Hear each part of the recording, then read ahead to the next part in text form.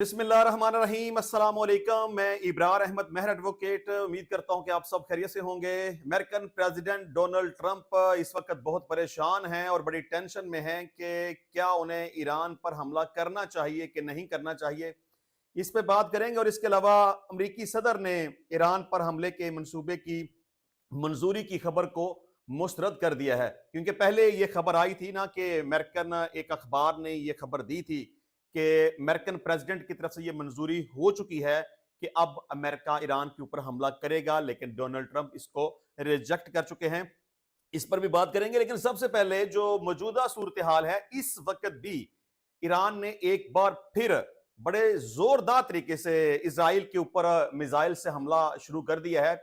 अच्छा, इजराइल फंस गया है, बुरी तरह से फंस गया है, बल्कि मैं तो ये समझूंगा कि वो ये जंग हार गया है और बुरी तरह से हार गया है, क्योंकि उसको था कि मैं ताकतवर मुल्क हूं, मेरे पास जदीद टेक्नोलॉजी है, मेरे पास बड़ी तगड़ी एयरफोर्स है, मेरे पास एटम बम है, तो ईरान तो मेरे आगे है ही कोई नहीं। मैं 2-4 मिसाइल फेंकूंगा तो ईरान सरेंडर कर देगा और फिर जो हम कहेंगे उसके मुताबिक वो अमल करेगा, वो एग्रीमेंट भी करेगा, वो डील भी करेगा और वो कहेगा जी ठीक है जनाब, आप जैसा कहते हैं वैसा कर लेते हैं, मैं अब जोहरी हथियार नहीं बनाऊंगा। लेकिन इजराइल का ये अंदाजा बुरी तरह से गलत साबित हो गया है और ईरान मुसलसल, मतलब कि वो सांस भी नहीं निकलने दे रहा, इस बुरे तरीके से हमलावर है कि इजरायली लोग इस वक्त शदीद डिप्रेशन का शिकार हैं और अपने बंकर्स में छुपे बैठे हैं। वो बाहर नहीं निकल रहे, उनकी जिंदगी मफलूज होकर रह गई है और वहां पे खंडरात हैं, तबाही है, लाशें हैं, खून है, मतलब हर तरफ एक जहन्नम का समा है। और उनका जो आयरन डूम सिस्टम है वो बुरी तरह से नाकाम हो गया है। मतलब इजराइल के पास सबसे बड़ी चीज ये थी ना कि जनाब मेरे पास एक आयरन डूम सिस्टम है, हमारे ऊपर एक बड़ी मजबूत छतरी है, अगर ईरान हमारे ऊपर मिसाइल फेंकेगा तो वो हमारा क्या बगाड़ लेगा, हमारा सिस्टम उनके मिसाइलों को नकारा बना देगा और हम महफूज रहेंगे और हम बड़ी आसानी के साथ चंद घंटों के अंदर ये जंग जीत जाएंगे। लेकिन जंग जीतना तो बहुत दूर की बात है, अब उनको अपनी जान के लाले पड़ गए हैं कि अगर ये मामला इसी तरह चलता रहा तो हम कब तक सरवाइव करेंगे। उनका डिफेंस सिस्टम तो जवाब दे चुका हुआ है, ईरान जितने भी मिसाइल फेंक रहा है वो उनको रोक ही नहीं पा रहा और सीधे इजराइल के ऊपर, उनके शहरों के ऊपर पड़ रहे हैं। अब इजराइल का वजीर आजम नेतन्याहू, जिसके बारे में मैं कहता हूं कि ये अमेरिका का एक पप्पी है, आप समझ गए हैं, तो ये अब मुसलसल इस कोशिश में लगा हुआ है कि किसी भी तरीके से डोनाल्ड ट्रंप इस जंग का हिस्सा बन जाए, क्योंकि अगर डोनाल्ड ट्रंप इस जंग का हिस्सा नहीं बनता तो इनके मकासद हासिल नहीं होते। और अमेरिका ने भी खैर बड़ी दफा नफसियाती तौर पे अटैक किया है और कहा कि मैं जंग में आ जाऊंगा, मेरी अफवाज बड़ी ताकतवर हैं, मेरे पास असला बड़ा जबरदस्त है और ईरान मेरे आगे टिक नहीं पाएगा, उसे अनकंडीशनल सरेंडर कर देना चाहिए। लेकिन इजराइल जो कर रहा है वो भी उसमें नाकाम है और अब तक अमेरिका भी जो कर रहा है वो भी इसमें नाकाम है, क्योंकि ईरान का बड़ा क्लियर ये मैसेज है कि तुम किसको धमकी दे रहे हो, तुम ईरान को धमकी दे रहे हो और ईरानियों के बारे में ये सबको पता है, वो किसी से डरते नहीं है। और अगर अमेरिका भी इस जंग का हिस्सा बन गया तो उसे इबरतनाक बना देंगे और उसे इतना नुकसान पहुंचाएंगे कि उसकी नस्लें याद रखेंगी। अब एक तरफ इजराइल फंसा हुआ है कि मैं अब ये पंगा तो ले चुका हूं लेकिन अब मैं इससे निकलूं कैसे, उधर अमेरिका इस सिचुएशन में फंसा हुआ है कि मैंने अब अपने पप्पी को आगे तो लगा दिया है, तो अब वो फंस गया है, कहीं ऐसा ना हो कि मैं भी फंस जाऊं। अब सूरत हाल ना इनके कंट्रोल से बाहर होती जा रही है और अब ये खुद पहले जो कहते थे ना कि जी अनकंडीशनल सरेंडर कर दें, अब इस बात की तरफ आ गए हैं कि नहीं, हमें अब बैठ के बात कर लेनी चाहिए। अब इसमें आ गए हैं जर्मन, फ्रांस, इंग्लैंड, इनके वज़राए खारजा अब दरमियान में आ गए हैं और डेफिनेटली ये डोनाल्ड ट्रंप की मर्जी के साथ आए और ईरान के वजीर खारजा के साथ इनकी जिनेवा में एक मीटिंग होगी इस जोहरी तजर्बात के हवाले से और पूरी कोशिश की जाएगी कि यह मामला अब ठप हो जाए और जंग आगे ना बढ़े। अब अगर जंग आगे बढ़ेगी तो अमेरिका को भी नाकाबिल तलाफी नुकसान का सामना करना पड़ेगा, इजराइल को नाकाबिल तलाफी नुकसान का फिलहाल सामना है और मुसलसल उसका नुकसान हो रहा है। تو یا تو پھر یہ ٹیبل پہ آ کے مسئلہ حل ہو جائے، مذاکرات ہو جائیں اور ڈیل ہو جائے، بات ختم ہو جائے، جنگ ختم ہو جائے گی، یا پھر ایران یہ ڈکلیئر کر دے کہ اس کے پاس ایٹمی طاقت ہے تو تب بھی جنگ رک جائے گی. اور اگر ایسا بھی نہ ہوا تو پھر یہ جنگ لمبی چلے گی اور امریکہ اور اسرائیل اس جنگ میں ایک لمبے عرصے تک پھنسے رہیں گے. اچھا جی، ایران نے ایک بڑی تگڑی سٹیٹمنٹ دی ہے کہ اسرائیلی بنکرز میں سسک سسک کر مر جائیں گے. مطلب ان کو وارننگ ہے، دیکھو یا تو اسرائیل چھوڑ کر ہمیشہ ہمیشہ کے لیے یہاں سے بھاگ جاؤ اگر اپنی جان بچانی ہے، نہیں تو مر جاؤ گے اور سسک سسک کر مر جاؤ گے اور تمہیں موت کا سامنا کرنا پڑے گا. اور یہاں سے اگر نہیں بھاگو گے تو تمہارے لیے جہنم کے دروازے کھول دیے جائیں گے. اب آپ اندازہ کر لیں کہ ایران میں ڈرنے والا خمیر نہیں ہے، ان کے خون میں خوف نہیں ہے. جو عام لوگ یہ سمجھتے تھے کہ جی دیکھیں ایک طرف اتنی بڑی طاقت، ایٹم بم ان کے پاس ہے، اسرائیل کے پاس بھی ہے، امریکہ کے پاس بھی ہے، اور ایران تو ان کے آگے کچھ بھی نہیں ہے، اور چٹکیوں میں ایران کو نیست و نابود کر دیں گے اور اسے سرنڈر کرنے پر مجبور کر دیں گے. لیکن ایسا بالکل بھی نہیں ہو رہا، اور اس وقت اسرائیل انتہائی شکست خوردہ ہے. اچھا جی، اس کے علاوہ مولانا فضل الرحمان صاحب نے آج ایک سٹیٹمنٹ دی ہے. انہوں نے کہا کہ ہمیں خطے میں ایران کو اعتماد میں لینا ہوگا، ہمیں خطے کے لیے سوچ سمجھ کر پالیسی بنانی ہوگی. آج ہم ایران کے ساتھ کھڑے ہیں اور پاکستان کو کھل کر ساتھ کھڑا ہو جانا چاہیے، ہمیں کھل کر اہل فلسطین کے ساتھ کھڑا ہو جانا چاہیے. تو مولانا صاحب، پوری دنیا کے مسلمان اس وقت ایران کے ساتھ کھڑے ہیں، اور آفیشلی ہم پاکستانی یعنی کہ عوام تو ہے نا، لیکن سرکاری طور پر بھی یہ باقاعدہ اناؤنسمنٹ آ گئی ہے کہ اسرائیل جو کر رہا ہے وہ غلط کر رہا ہے، وہ جارحیت کا مظاہرہ کر رہا ہے، وہ دہشت گردی کر رہا ہے، اور ہم ایران کے ساتھ کھڑے ہیں. لیکن چلیں دیکھیں، اگر یہ کوئی بندہ سمجھے نا کہ ہمیں پریکٹیکلی اس جنگ کا حصہ بننا چاہیے، ہمیں اپنی ایئر فورس دینی چاہیے، جہاز دینے چاہیے، پائلٹ دینے چاہیے، ایٹم بم دینا چاہیے، بٹ اسلحہ بارود دینا چاہیے، اس حوالے سے ایران کو سپورٹ کرنا چاہیے، تو میرا خیال ہے کہ ابھی یہ وقت نہیں ہے. بلکہ شاید میں یہ کہوں گا کہ یہ وقت کبھی بھی نہیں آنا چاہیے، اور ایسا نہیں ہونا چاہیے، کیونکہ ہمیں دوسروں کی جنگ کا حصہ نہیں بننا چاہیے.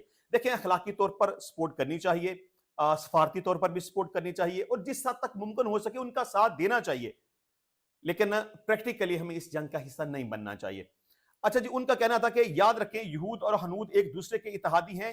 اسرائیل کئی مسلم ممالک پر حملہ کر چکا ہے، ایران کے بعد پاکستان کی باری ہے. اچھا دیکھیں، ایران اتنا کمزور ملک ہے. دیکھیں، یہ حقیقت پر مبنی بات ہے کہ امریکہ، اسرائیل، ان کے پاس ایٹم بم ٹیکنالوجی، میزائل، ہر لحاظ سے وہ طاقتور ہیں. اگر آپ سوچیں کہ ایک غریب ترین ملک ایران، جس کے پاس ٹیکنالوجی کوئی نہیں ہے، جس کے بارے میں ابھی کلیئر نہیں کہ اس کے پاس ایٹم بم بھی ہے کہ نہیں ہے، وہ اس حد تک حملہ آور ہے، شدید ترین نقصان پہنچا رہا ہے، امریکہ کو دھمکیاں دے رہا ہے.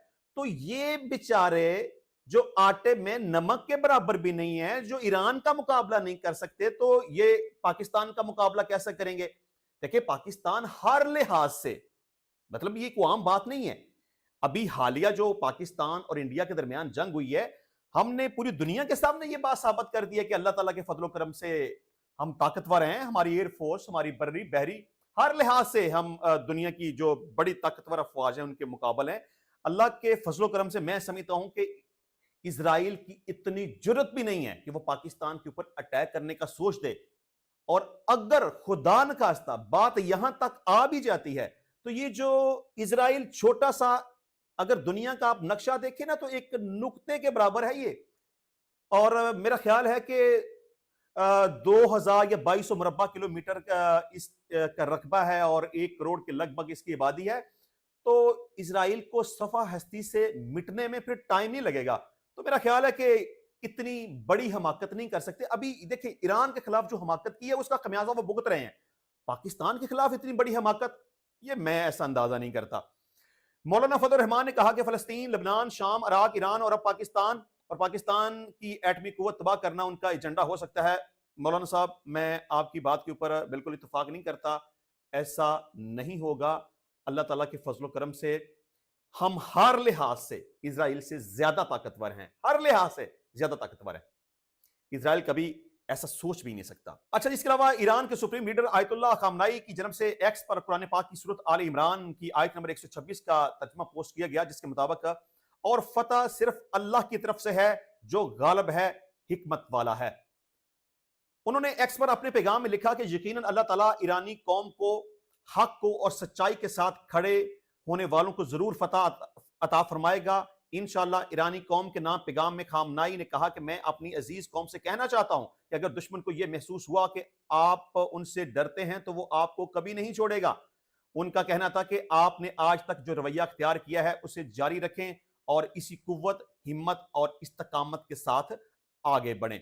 सुप्रीम लीडर ने मजीद लिखा कि अमेरिका मैदान में आ चुका है। इसराइल का अमेरिका से मदद मांगना खुद इस हुकूमत की कमजोरी और बेबसी की अलामत है।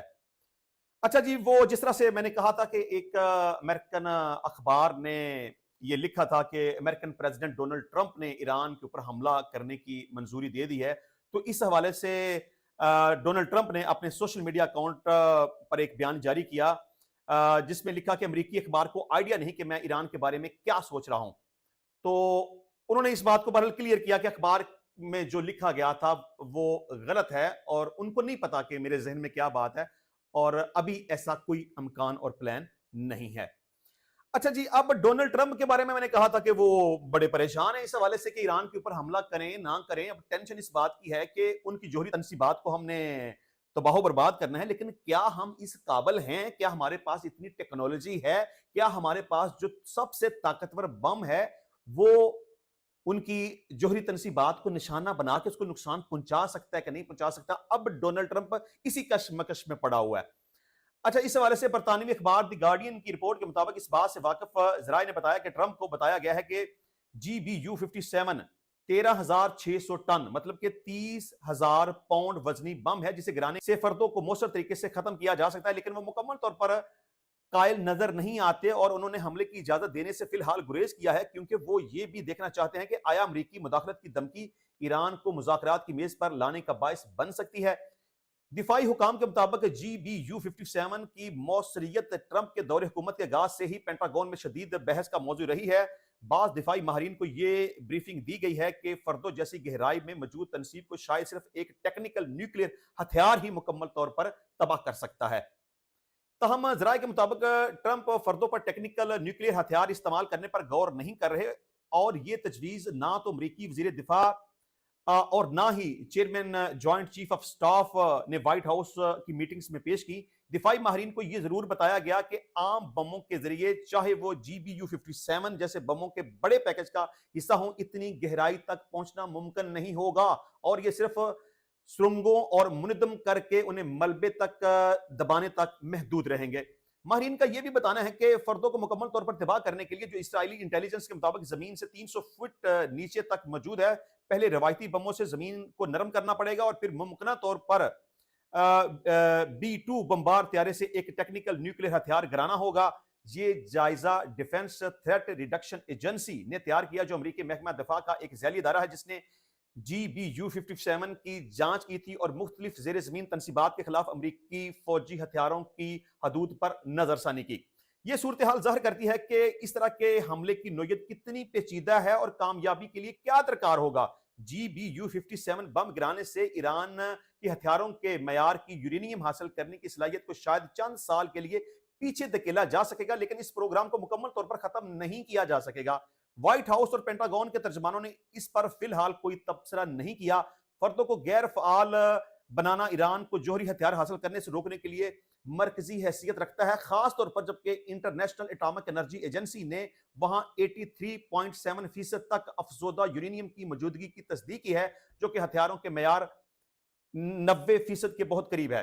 फर्दों जैसी तनसीब को तबाह करने के लिए अमेरिका की शमूलियत जरूरी समझी जाती है, क्योंकि इसराइल के पास ना तो ऐसे गहरे अहदाफ को निशाना बनाने वाले हथियार हैं और ना ही इन्हें ले जाने वाले तैयारे।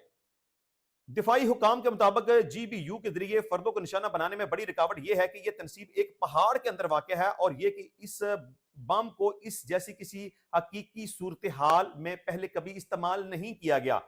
DTRA के मुताबिक नायब director retired major general Randy ने GBU-57 की हदूद के बारे में कहा कि यह एक मर्तबा का हमला नहीं होगा, फर्दों को जल्द दोबारा तमीर किया जा सकता है। ये प्रोग्राम को 6 माह से 1 साल तक पीछे कर सकता है। ये टीवी पर अच्छा लगता है लेकिन हकीकत नहीं है। ये बम आमतौर पर बंकर बस्टर कहलाता है क्योंकि ये ज़ेरे ज़मीन बंकरों को तबाह करने के लिए तैयार किया गया है, लेकिन उसे सिर्फ B-2 बमबार तैयारा ले जा सकता है जो फ़ज़ाई बालादस्ती रखता हो और उसी हदफ पर लॉक करने के लिए मजबूत GPS सिग्नल दरकार होता है। अगरचे इसराइल का कहना है कि इसने ईरान में फ़ज़ाई बालादस्ती हासिल कर लिया, लेकिन एक कामयाब हमले के लिए GPS जैमरों और दीगर दिफाई निज़ामों को पहले तबाह करना होगा और GBU-57 को इतनी गहराई में दाखिल होना होगा कि वो तनसीब को गैर मौसर बना सके। इंशाल्लाह मिलते हैं नेक्स्ट टाइम नई वीडियो में नए टॉपिक के साथ। तब तक के लिए इजाज़त दीजिए। अल्लाह हाफ़िज़।